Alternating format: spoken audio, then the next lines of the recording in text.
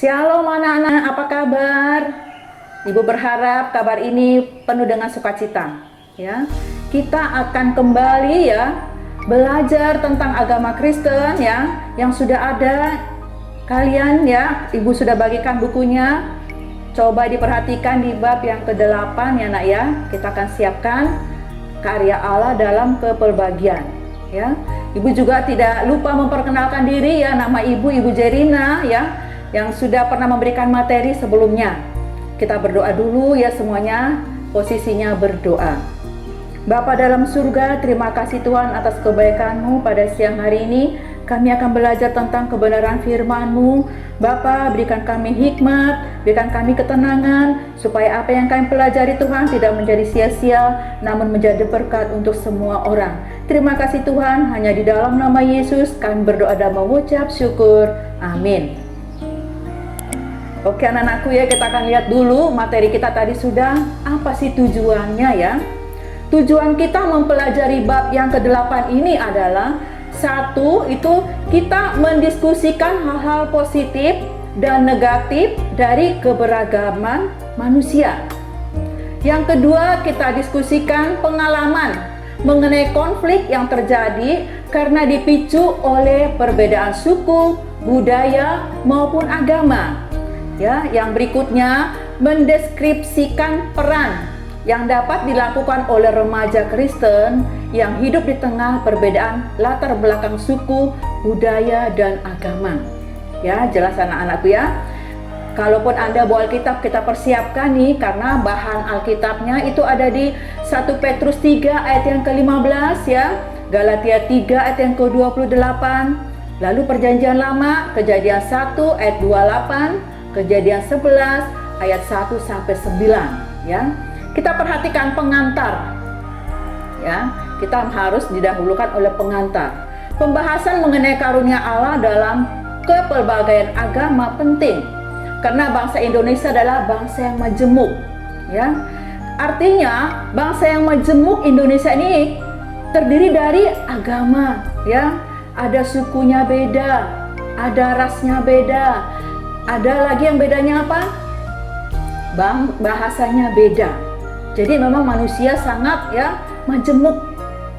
Indonesia terkenal dengan kemajemukan yang berbeda-beda.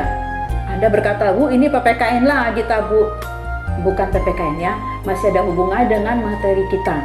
Kita lihat lagi bagaimana berbagai keunikan ini menjadi bukti ya bahwa Allah mengasihi semua manusia tanpa kecuali. Oleh karena itu, tiap orang patut menghargai sesamanya dalam berbagai perbedaan dan keunikan yang ada. Bukan hanya menghargai, namun dapat membangun hubungan pertemanan dan persahabatan tanpa memandang berbagai perbedaan yang ada. Ya, artinya anakku ya, kita bertemu dengan orang beda agamanya, beda sukunya, ya, dan kita diajarkan di sekolah harus menghargai. Tapi bentuk penghargaannya seperti apa anakku? Kita harus berbaur dan berteman.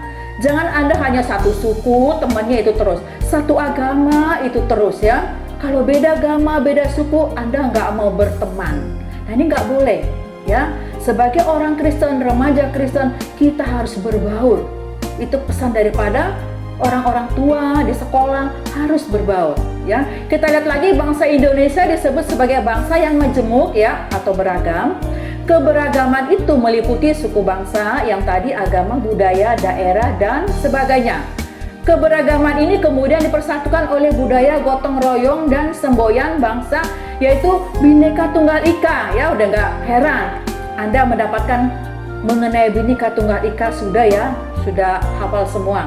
Itu perbedaan-perbedaan semuanya disatukan ya. Semuanya tidak ada yang disisihkan, semuanya kita bersatu ya. Bhinneka Tunggal Ika, keberbedaan itu menjadi satu, menjadi semboyan ya. Kita lihat lagi berikutnya, memahami kepelbagaian manusia menurut Alkitab. Nah ini menurut Alkitab ya.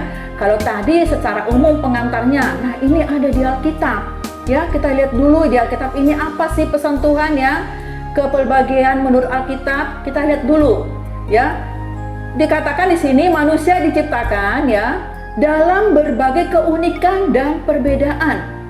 Berbagai keunikan serta perbedaan itu merupakan ciri khas dan identitas manusia. Manusia sebagai makhluk mulia ciptaan Allah memiliki harkat dan martabat yang sama. Berbagai perbedaan yang ada tidak mengurangi harkat dan martabat seseorang. Tuhan Yesus sering berdialog dengan orang-orang dari berbagai tingkatan sosial, contohnya Nikodemus, Zakheus dan perempuan Samaria. Demikian juga Rasul Paulus ketika dia berada di Athena berdialog dengan para pengikut penyembah berhala, Stoa dan Epikurus.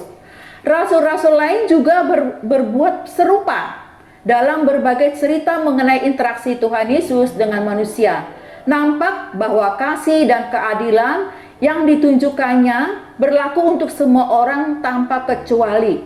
Ia membiarkan dirinya diminyaki oleh seorang perempuan yang dikenal sebagai perempuan berdosa. Ibu ambilkan kesimpulannya menurut Alkitab anak-anakku Allah memberikan contoh, Yesus juga bergaul dengan banyak Nikodemus, Zakheus, perempuan Samaria. Itu Tuhan tidak pilih-pilih. Ada yang miskin, ada yang terpelajar, ada yang benar-benar berdosa, Tuhan memberikan contoh.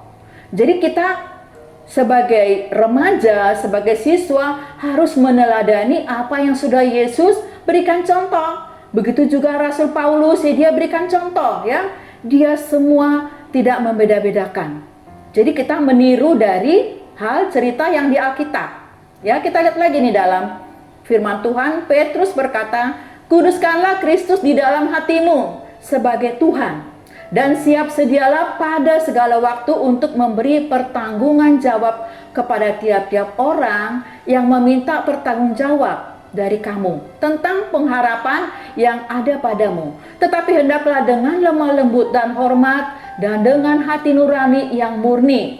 Tadi di 1 Petrus 3 ini artinya anak-anakku kita melihat makna yang dalam bahwa Tuhan ingin kita harus mempertanggungjawabkan apa yang kita buat selama kita hidup di bumi.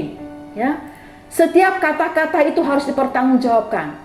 Kalau ada orang minta tolong, apakah Anda menolong? Tidak. Atau ada orang meminta bantuan, apakah kita melakukannya? Jadi nanti masing-masing kita akan mempertanggungjawabkannya. Seperti 1 nih artinya kuduskanlah Kristus di dalam hatimu. Semua ajaran Yesus dan kekudusannya harus dihayati, dijalankan, dan dipelihara. Orang Kristen tidak mungkin melakukan ajaran imannya jika tidak menguduskan Tuhan. Nah, ini masalah iman, Ibu mau tanya dulu arti iman apa anak-anakku, Ibu kan pernah bilang iman itu tidak cukup diyakini. Udah aku beriman Bu, yakin masuk surga. Loh, sekarang kan anak-anak musim. Kalau ditanya siapa yang masuk surga? Saya. Berdasarkan apa? Iman. Imannya gimana? Yakin. Ternyata yakin tidak menjamin kita masuk surga anak-anakku, Iman adalah kita mempercayakan, kita melakukan kehendak Yesus, itu namanya iman.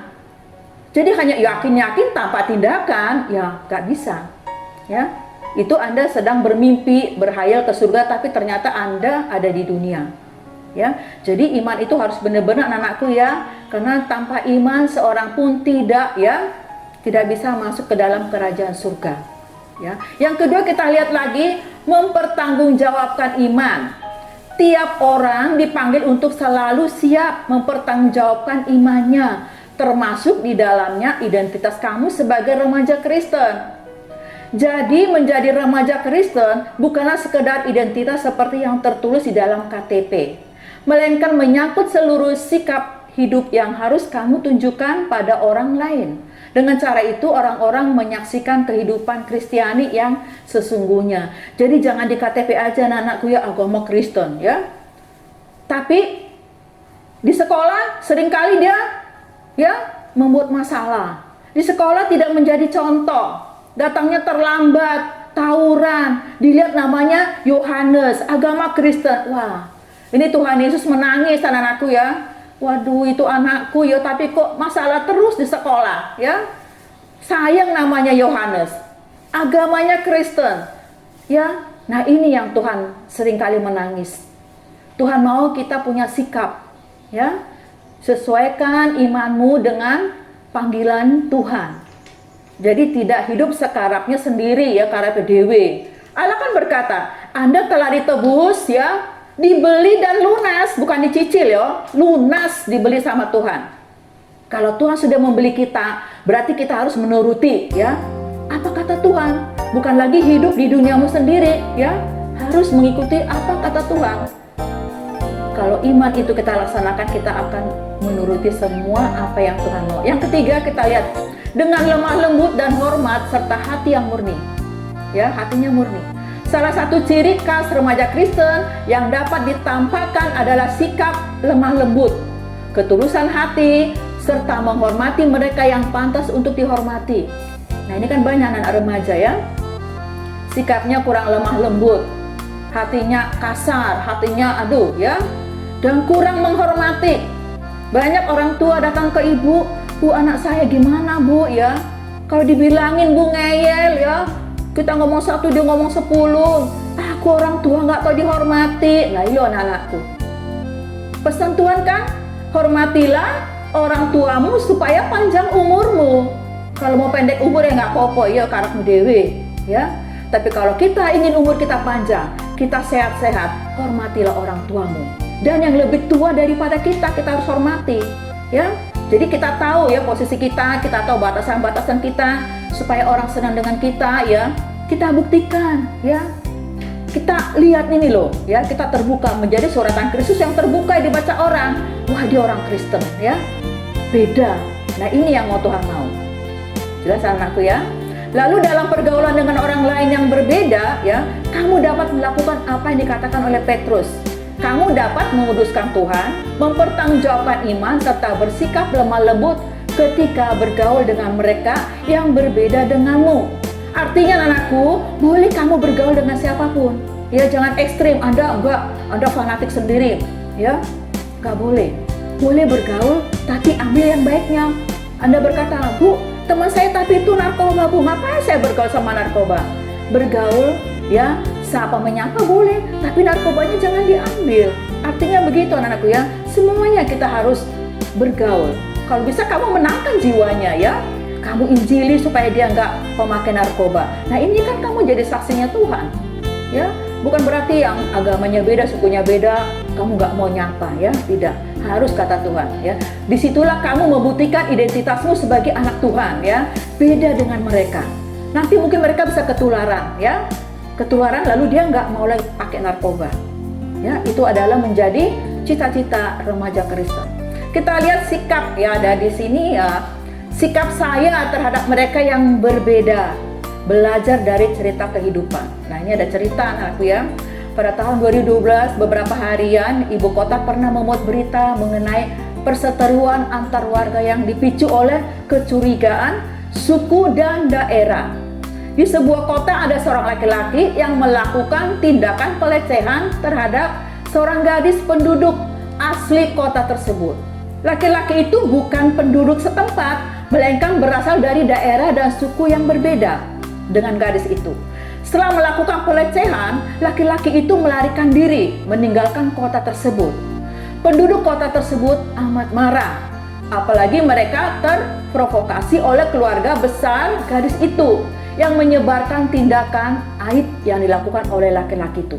Ketika mendapati bahwa laki-laki itu telah melarikan diri, maka masyarakat melampiaskan kemarahan mereka kepada orang-orang yang tinggal di kota itu yang memiliki identitas suku dan daerah yang sama dengan laki-laki itu. Banyak orang tak bersalah ikut menjadi korban. Nah, ini cerita nyata ya, ditulis. Ada kejadian. Laki-laki ini dan perempuan ini beda suku. Anak-anakku ya. Mereka konflik, mereka terprovokator untuk menghasut, untuk mencari pria ini. Tapi karena pria ini tidak didapatkan, akhirnya mereka melampiaskannya itu kepada orang yang sama sukunya, ya, sama juga daerahnya, menjadi sasaran daripada pihak yang perempuan ini. Kita lihat dulu ada pertanyaan, ya. Menurut saya perbuatan yang dilakukan oleh masyarakat setempat itu adalah bagaimana, ya? Ini pendapat Anda masing-masing ya. Ini pendapat Ibu, kalian semua memberikan masukan pendapat ya. Kalau menurut ibu ya, masyarakat ini, kalau saya jadi masyarakat itu tidak terburu-buru untuk mau ya diprovokator ya, untuk mau kita akhirnya yang satu suku ya, itu satu daerah menjadi korban, padahal pelakunya bukan mereka ya, cuma karena sukunya sama. Kan beda, suku sama ya, tapi bukan dia pelakunya. Kalau ibu nggak mau tuh ibu ya, kalau pendapat saya, pendapat ibu tidak mau ikut-ikutan ya. Kalau pendapat ibu akan tenang ya, kita lihat dulu pelan-pelan, kita cari orangnya pelan-pelan, jangan langsung kita serbu ya, dikira itu saudaranya atau itu paling itu ya, mereka nih saudaranya, kita habisi mereka. Itu kan kejadiannya jadi ribet ya, bukan menyelesaikan masalah tapi tambah masalah ya. Lalu dikatakan jika kamu adalah bagian dari masyarakat kota itu dan latar belakang suku dan agamamu sama dengan penduduk kota, artinya kamu memiliki latar belakang yang berbeda dengan laki-laki dalam cerita tersebut, apa sih tindakanmu? Kita harus sabar ya. Tindakan saya, tindakanmu, nanti masing-masing anak-anak boleh beri ya, tulis di bukunya ya. Tindakan kita harus sabar.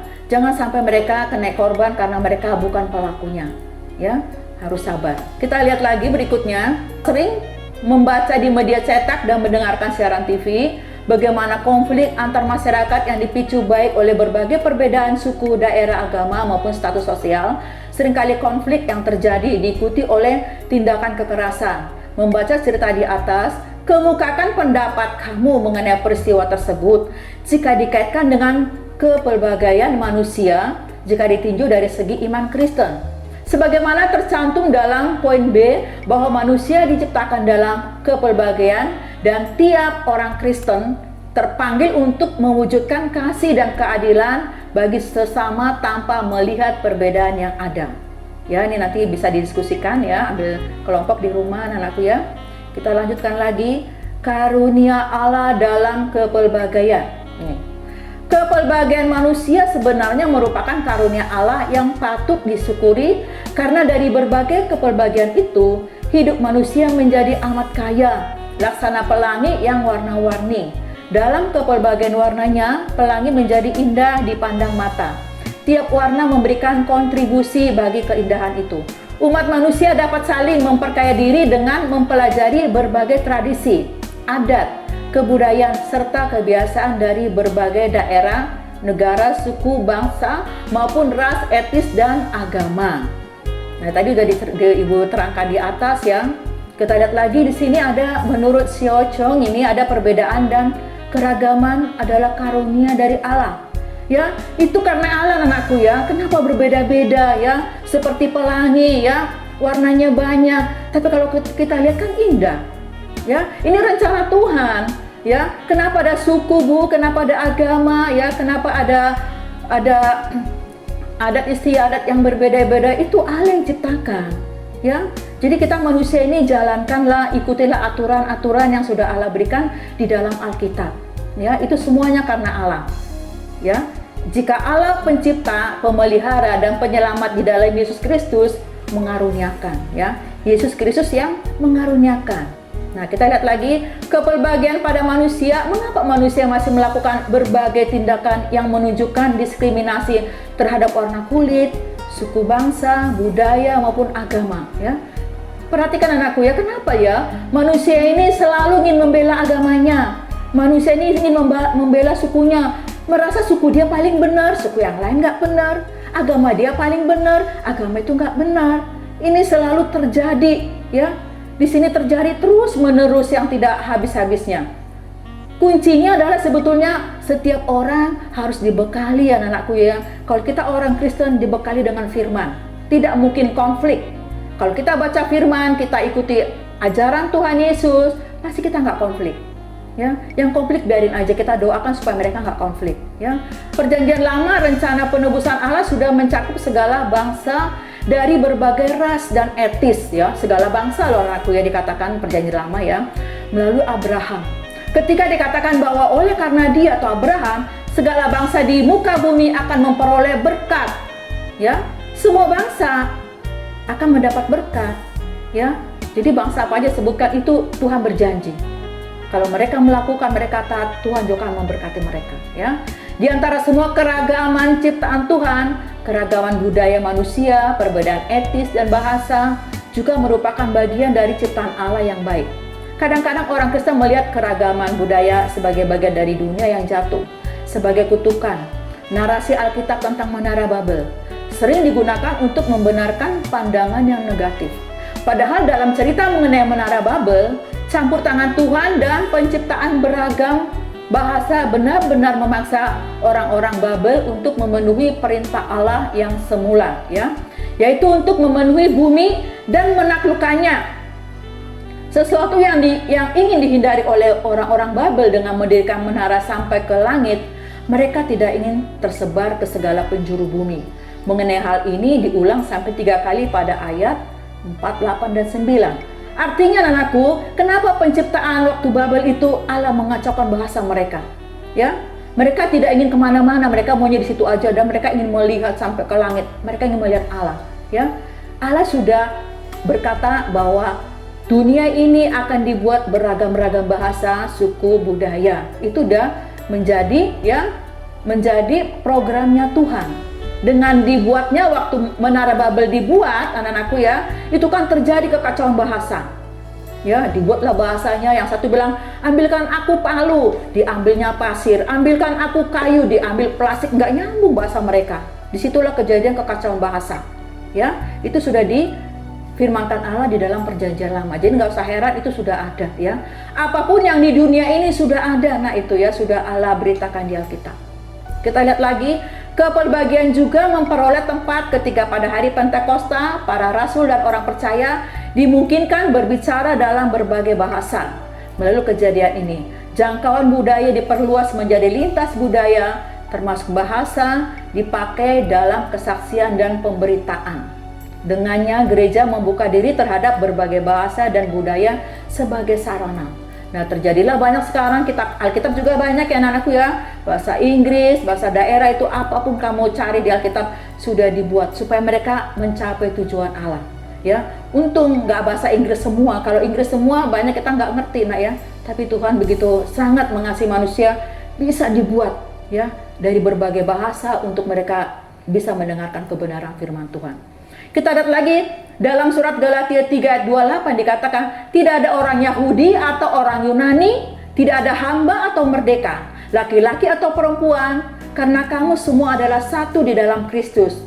Dengan demikian, semua orang dari berbagai bangsa, budaya, warna kulit adalah satu komunitas yang berada dalam jangkauan keselamatan yang dianugerahkan Allah melalui Yesus. Kembali semuanya, bangsa, suku ya, harus mencari Tuhan Yesus. Nah, ini ada gambar anakku ya. Gambarnya ini anak-anak remaja yang berbaur ya, kita lihat. Ada yang pakai ada yang pakai topi, yang tidak pakai topi ya. Kita lihat kebersamaan orang muda antar bangsa, kebersamaan itu indah ya. Di bawah ini ada sebuah karya tulis yang ditulis oleh seorang remaja berusia 14 tahun dari Nigeria ya. Karya ini memenangkan hadiah kedua dalam kompetisi karya tulis. Wah, keren ya. Coba kalian seperti ini, wah, bener-bener luar biasa ya. Dikemukakan karya tulisnya menyangkut yang pertama, peran yang dapat dilakukan oleh remaja di tengah masyarakat yang berbeda, suku, bangsa, ras, gender, dan lain-lainnya.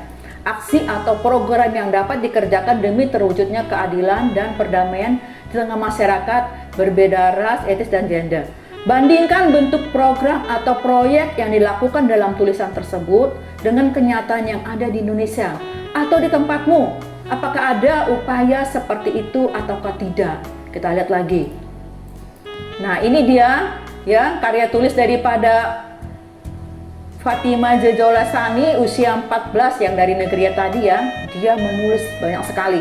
Dunia telah menjadi desa global dengan bantuan teknologi canggih. Maka tidak dapat dihindari bahwa orang yang berasal dari kebangsaan, ras, atau agama yang berbeda tidak dapat melarikan diri dari keharusan untuk hidup dan bekerja bersama-sama dengan orang lain yang berbeda dengannya. Artinya anak-anakku ya, sekalipun kita perbedaan banyak, Anda nggak bisa menghindar.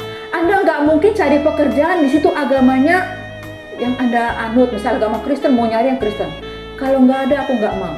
Anda mulai mencari tempat untuk belajar atau untuk latihan khusus sukunya ini. Gak bisa, ya, karena sudah banyak kita, ya, semuanya campur aduk menjadi satu dari berbagai suku bangsa. Coba satu kelas, kan gak ada yang satu suku semua, pasti beda-beda, ya. Agamanya satu, oke, tapi lihat latar belakang mereka beda. Kita nggak bisa menghindari itu.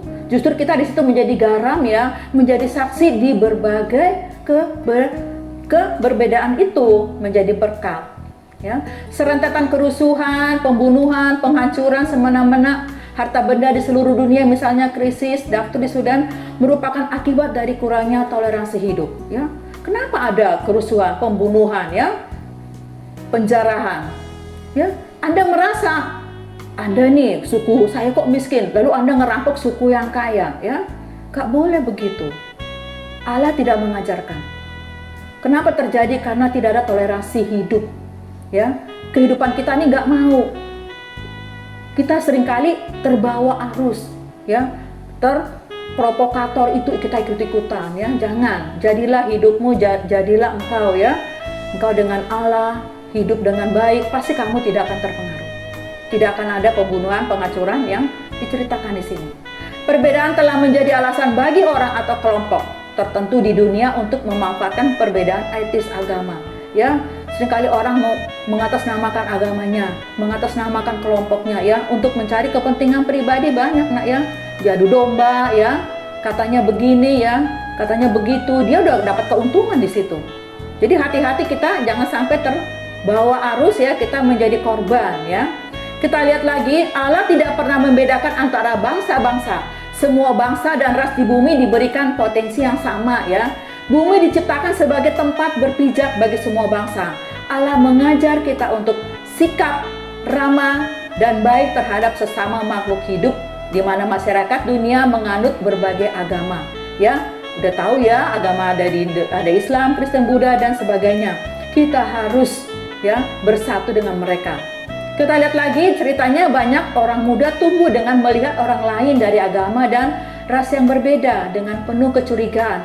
Karena mereka memandang orang lain yang berbeda melalui mata orang tua atau wali yang telah menanamkan kecurigaan itu, melalui pola asuh yang keliru. Akibatnya orang-orang muda ini memperoleh informasi yang salah. Nah, ini sering terjadi, ya. Katanya neneknya, katanya si B, ya, katanya kakeknya, ya. Sebetulnya enggak, anak-anakku, ya. Kita harus belajar, jangan belajar dari sejarah yang salah, ya. Atau mungkin ada nenek kita fanatik, ya, lalu kita diberi kesempatan harus seperti nenek kita yang fanatik. Tidak, ya. Kamu harus fleksibel, harus mempelajari, ya, yang mana yang baik.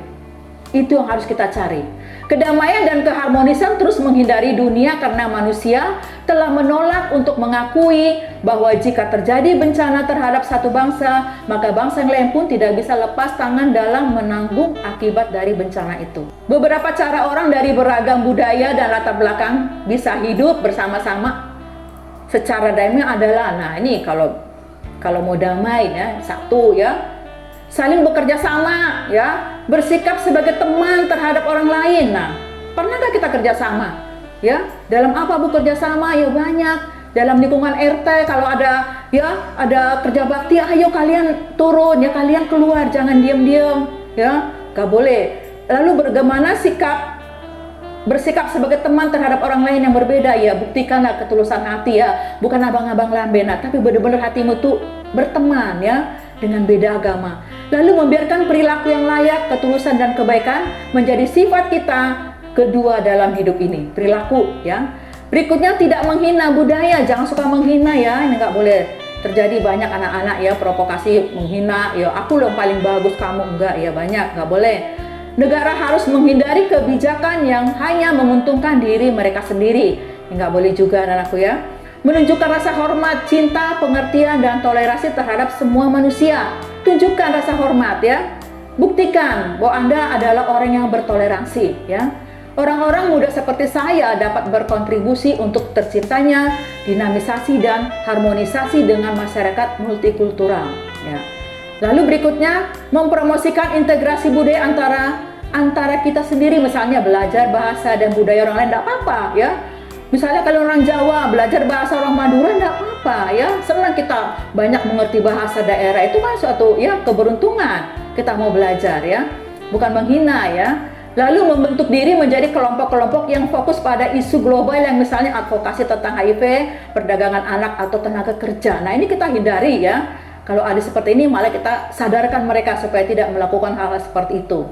Tidak berprasangka pada orang yang berbeda suku, jangan suka ya. Bangsa, ras, agama nggak boleh.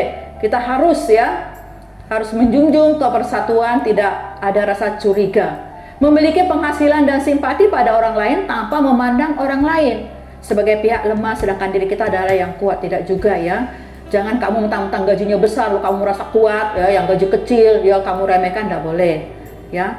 Memperdalam semangat pengampunan dan cinta pada sesama tanpa syarat. Nah ini orang Kristen ajarkan anakku ya, semangat pengampunan. Nah Anda berkata, Bu aku iki sering Bu membuat salah Bu ya, bulak balik tak ampuni, mana Bu, yo itu firman Tuhan. Berapa kali? Nah wes boping 10. Nah firman Tuhan kan ada 70 kali 7 kali 7 kamu mengampuni orang. Nah ini kalau baru 10, wah belum. Tuhan aja 70 kali 7 kali 7, berapa tuh hasilnya? Ya. Nah, jadi harus semangat anakku ya. Belum.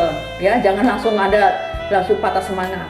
Memiliki sahabat pena dari berbagai belahan dunia untuk memungkinkan pertukaran isu spektakuler dan kejadian di lingkungan kita yang berbeda, harus berkembang. Nah, serius dan tekun belajar hingga kelak menjadi pemimpin di negara masing-masing sehingga dapat menjadi bagian dari para pengambil keputusan, terutama dalam hal kemanusiaan dan keadilan dan perbedaan.